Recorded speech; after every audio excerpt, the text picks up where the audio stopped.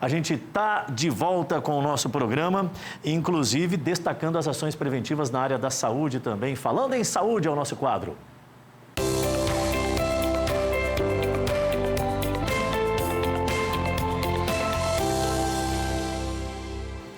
E o Falando em Saúde de hoje, excepcionalmente aqui, presencial no estúdio da Band, eu tenho a grata satisfação de receber o Dr. Cid Scarpa.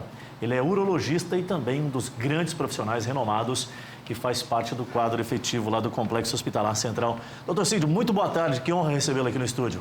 Muito boa tarde, para mim é sempre uma honra e um prazer estar aqui compartilhando os principais assuntos da ciência urológica que é praticada no nosso país, bem como as políticas que norteiam a implantação dos nossos procedimentos. Perfeito, doutor. Nós estamos agora iniciando o novembro. O novembro, já há algum tempo, né, é marcado pela campanha do Novembro Azul. Sim.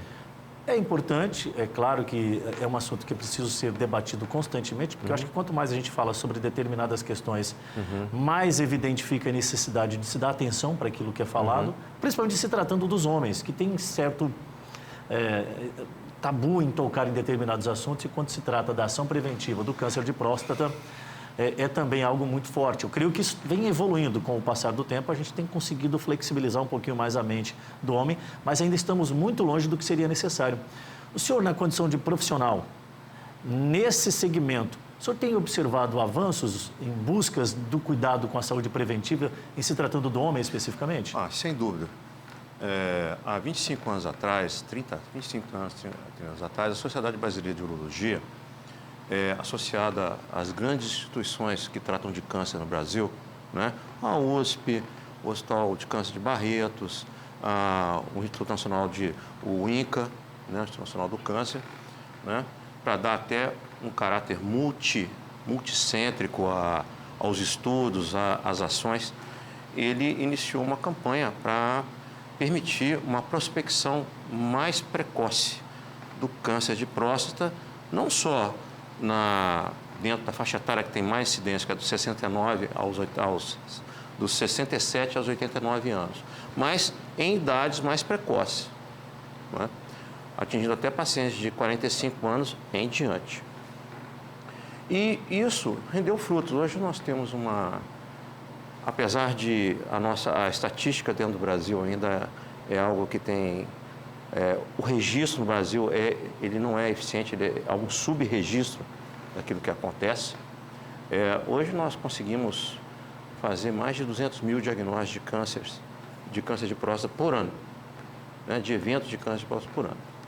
E a tendência é caminhar para 300, até chegar até quase como é nos Estados Unidos, que são 500 mil casos por ano. Eu ia perguntar justamente sobre isso, doutor Cid. Como é que os países desenvolvidos, eles tratam essa política de prevenção? O senhor tocou num ponto que eu, sinceramente, ainda não tinha me aprofundado sobre ele. A gente já tem na mente que a idade ideal seria a partir dos 40, 45, algo assim. Só que, na realidade, a notificação específica, pelo que o senhor nos traz, a incidência seria maior com uma idade um pouco mais avançada. Sim, 57. Sim, talvez maior. Mas olha só, quando você estratifica a sociedade, qual é o período em que o homem é mais produtivo? Dos 45 até os 60, 65 anos de idade, né? Quando normalmente o nosso país, se você consegue preencher todos os quesitos, você se aposenta e vai ver um outro estilo de vida. Mas o que nós percebemos é que quando o câncer de próstata atinge uma faixa etária mais jovem, né, ela causa mais impacto na sociedade, porque você tira uma pessoa produtiva que vai ficar, no mínimo, 6 meses sem poder produzir.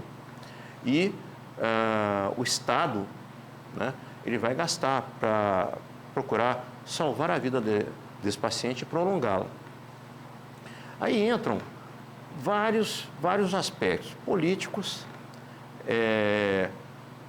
interesses de lobby, né, de empresas farmacêuticas multinacionais e das empresas de seguro médico, né, seguradoras da área da medicina. Não vou citar aqui, todo mundo sabe quais são as que existem no Brasil e no mundo, né? E E nós fomos surpreendidos por uma alteração dentro da política no Ministério da Saúde, em que ele praticamente assim, olha, pacientes com menos de 55 anos, vocês não devem fazer prospecção. Então, assim, na minha experiência, eu considero isso uma ação apenas de viés político, tá? Eles precisam daquele dinheiro que ia ser gasto nessa faixa de população de 45 a 55 para outra coisa, né? Para ficar bem claro para nós, o Ministério da Saúde, por exemplo, ele não recomenda, ele não fortemente e nem de forma alguma, parece-me, que se posiciona favorável a essa política de rastreio, né? Na busca precoce do diagnóstico desse tipo de problema. Não, mas aí que está. Onde eu encontro os pacientes que a forma da doença é mais agressiva?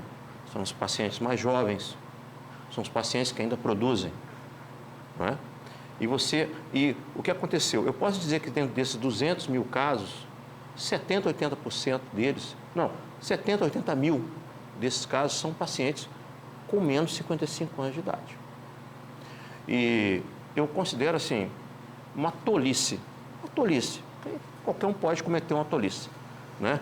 Por erro de julgamento, ou por ser muito vaidoso, ou por ser muito orgulhoso dentro de uma posição.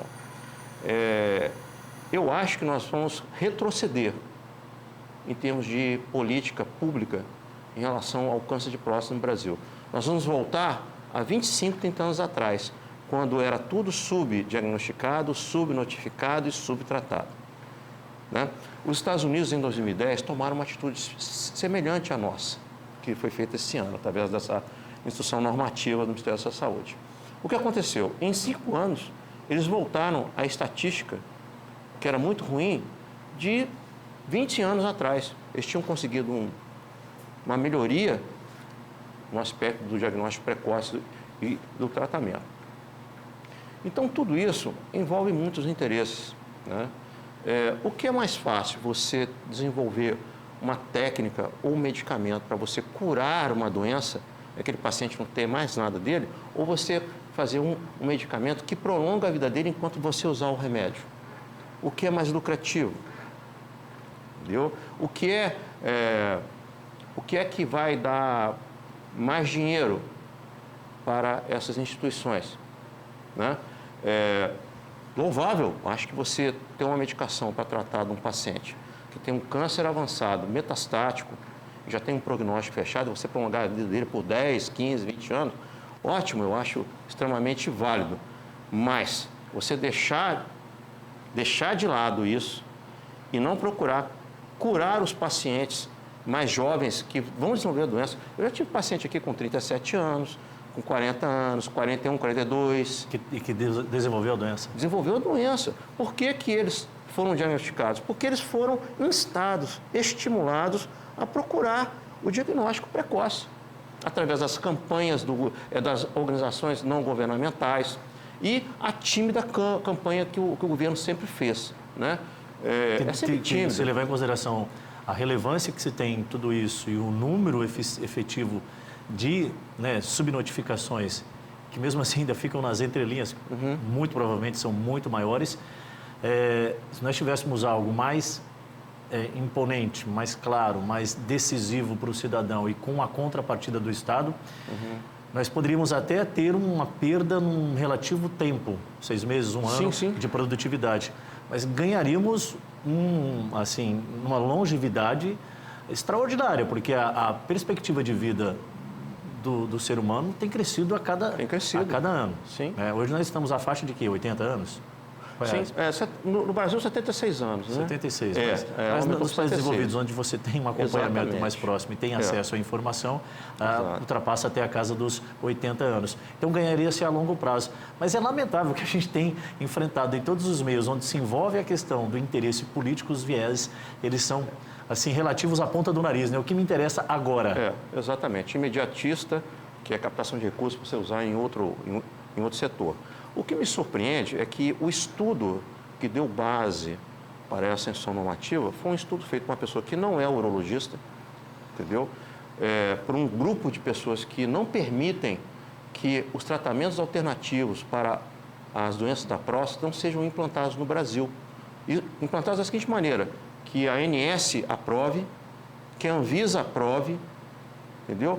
Que o seu convênio tem que aceitar aquele tratamento e remunerar um médico para fazer.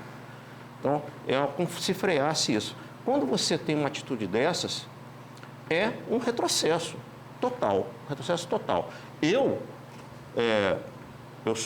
estou chefe do serviço de urologia do Hospital de Base, sou chefe de departamento.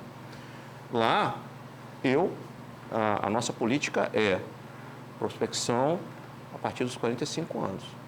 Né? O paciente lá chega com 45 anos ou com história de câncer de próstata na família, em termos de primeiro grau, ele tem 4 vezes mais chances de ter câncer. Então, a gente o convida a fazer o exame digital da próstata, a ultrassonografia ou a ressonância e os marcadores que são disponíveis. No Brasil nós temos uma grande desvantagem. O marcador que nós usamos é um marcador muito barato, mas ele é muito inespecífico. Quando você fala marcador, é o quê? O PSA. É um método usado para o exame. O PSA é um marcador de crescimento prostático, não câncer específico. De detectá-lo. Exatamente. Acompanhar estágios da evolução. Dependendo do estágio, ele mas não dá diagnóstico. Nem acusa. O que eu quero dizer é o seguinte, você faz um determinado teste, pode ser na urina ou no sangue, né? E você diz, olha, de cada 3 pacientes, 2 têm câncer, se ele der positivo. Isso sim é um marcador de screening eficiente. Porque o que é que o governo faz? Ele tem um dinheiro, eu preciso usar melhor esse dinheiro.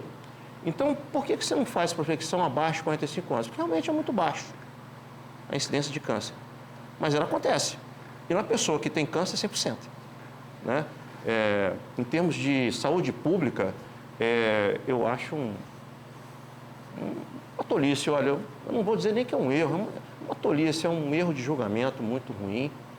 E isso vai refletir, também, né, doutor? Isso vai refletir. E é desumano você ter ali a condição de retribuir à sociedade aquilo que ela batalha tanto para ter, porque nós estamos falando de erário.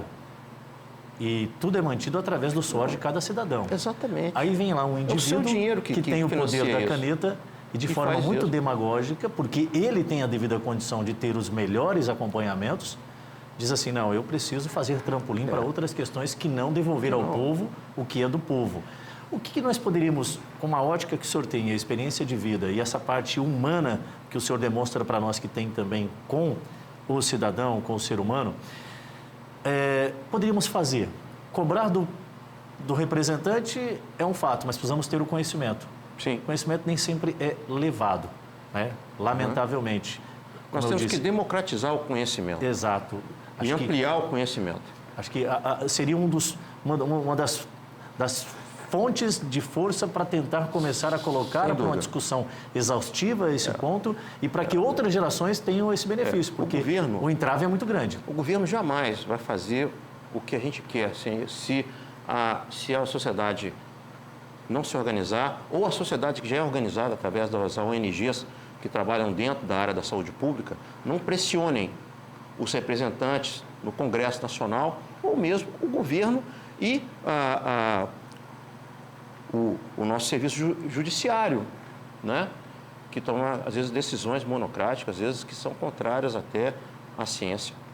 Então, o que eu posso dizer primeira coisa, você tem um plano de saúde? Não tenho. Não. Se você tivesse um plano de saúde e você chegasse lá, você tem menos de 55 anos de idade, fosse num urologista, se ele pedisse esse marcador prostático, a ANS poderia dizer, olha, você só tem que pedir depois de 55 anos, vai ditar para um médico que tem uma formação que não é essa. Está na ponta, ele que exatamente, sabe o momento. Que eu não posso pedir. Se eu pedir, a sua seguradora de saúde pode se recusar a liberar para você fazer esse exame por causa dessa determinação do Ministério da Saúde. Não, o Ministério da Saúde falou, fez um estudo. Na verdade, ele não fez o estudo, ele falou, eu quero provar isso. Aí depois ele foi procurar referências antigas, caducas, né, sobre esse assunto, para poder justificar aquele fim que ele queria. Então, hoje, se a sociedade organizada ela não preponderar, isso vai criar um grande problema de saúde pública, por exemplo, na área do câncer de próstata. Uma outra coisa, os órgãos fiscalizadores, eles se preocupam com coisas pequenas. Olha, já era para o Ministério Público Federal e a PGR estar já se agitando para contestar esse tipo de orientação, entendeu?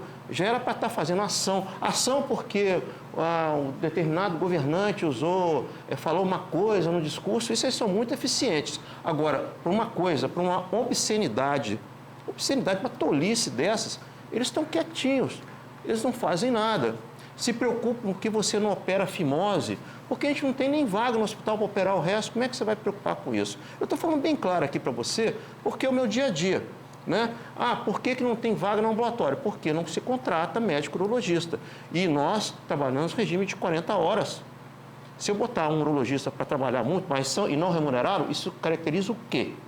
Trabalho escravo. Então, tudo isso tem que ser visto, tá? Isso aí é uma decisão eminentemente política, baseada num viés científico totalmente errôneo, né? E talvez possa ter uma certa coerência, mas já está ultrapassado. Porque totalmente ultrapassado. A evolução é pública e notória. Ultrapassado. A cada dia sofremos mutações dos mais diversos segmentos. Doutor, infelizmente a gente vai ter que basicamente encerrar, já são 13 horas e 14 minutos. Mas agora, Novembro Azul começa. Quais são as orientações que o senhor traz diante de tantas dificuldades e parece que o Estado jogando contra a saúde pública? Quais são as orientações que o senhor traz na condição de profissional? Um homem que tem mais de 45 anos, procure seu médico urologista ou seu clínico, peça para ele fazer os exames, um screening de avaliação prostática anual. Não se deixe enganar por isso, acredite no seu médico, tá? Acredite no seu médico, que é a pessoa que vai em congresso, que lê artigo científico, que investe na carreira para poder dar o melhor de si para o seu paciente. Não só o seu paciente privado, mas o nosso paciente da área pública, que é um paciente carente, é um paciente que é pressionado por uma condição econômica ruim, que não permite ele ter um acesso direto ao serviço de saúde, mas nós estamos lá no hospital de base, nós estamos solicitando sempre ao escalão superior para que ele invista através de projetos dentro da área de urologia. Nós vamos tentar introduzir o ano que vem a cirurgia robótica, as terapias alternativas de próstata, que são alternativas no Brasil, mas na Inglaterra, por exemplo, já é padrão ouro, porque ela economiza dinheiro.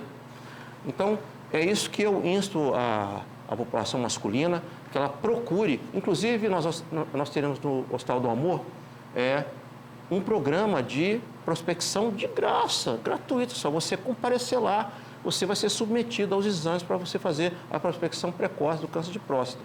Então, é isso que eu conclamo. E que a sociedade se organize. Se organize, porque politicamente são muitos interesses que não são os nossos. Então, nós temos que nos organizar, nos fortalecer e exigir esse tipo de programa, né?